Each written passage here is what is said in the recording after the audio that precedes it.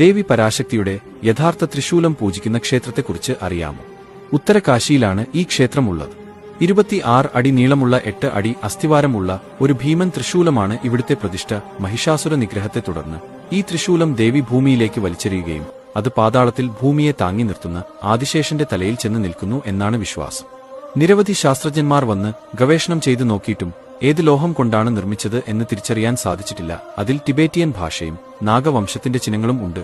ഭൂമിയിൽ പതിഞ്ഞിരിക്കുന്ന ഭാഗം അഷ്ടധാതുക്കൾ കൊണ്ടും ഇരുമ്പ് ലോഹമാണ് ഏറ്റവും മുകളിലെ ഭാഗം. ചെമ്പ് ആണ് താഴത്തെ അറ്റം. മധ്യഭാഗമാണ് ഏത് ലോഹമാണ് എന്ന് തിരിച്ചറിയാൻ പറ്റാത്തത്.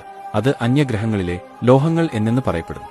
പരമേശ്വരന്റെ ത്രിശൂല ശക്തിയും ഭഗവാൻ വിഷ്ണുവിനെ സുദർശന ചക്രത്തിന്റെ ശക്തിയും പരശുരാമന്റെ മഴുവിന്റെ ശക്തികൾ ഈ ദേവി ത്രിശൂലത്തിൽ ഉണ്ട് എന്നാണ് വിശ്വാസം. അടുത്തിടെ ഈ ക്ഷേത്രം പുനർനിർമ്മിക്കാൻ ത്രിശൂലം ഇളക്കി മാറ്റുവാൻ ഒരു ശ്രമം നടന്നു. അപ്പോഴാണ് ഇത് ഭൂമിയിൽ നിന്നും താഴേക്ക് ഒരുപാട് നീളത്തിൽ പോയിട്ടുണ്ടെന്നും അത് അനക്കാൻ പോലും സാധിക്കില്ല എന്നും മനസ്സിലായത്. ഒരു മനുഷ്യന്റെ മുഴുവൻ ശക്തി ഉപയോഗിച്ച് ശ്രമിച്ചാലും അനങ്ങാത്ത ഈ ത്രിശൂലത്തിൽ ഒരു വിരൽ കൊണ്ട് മാത്രം സ്പർശിച്ചാൽ ഇത് വൈബ്രേറ്റ് ചെയ്യുന്ന അദ്ഭുത കാഴ്ച കാണുവാൻ സാധിക്കും.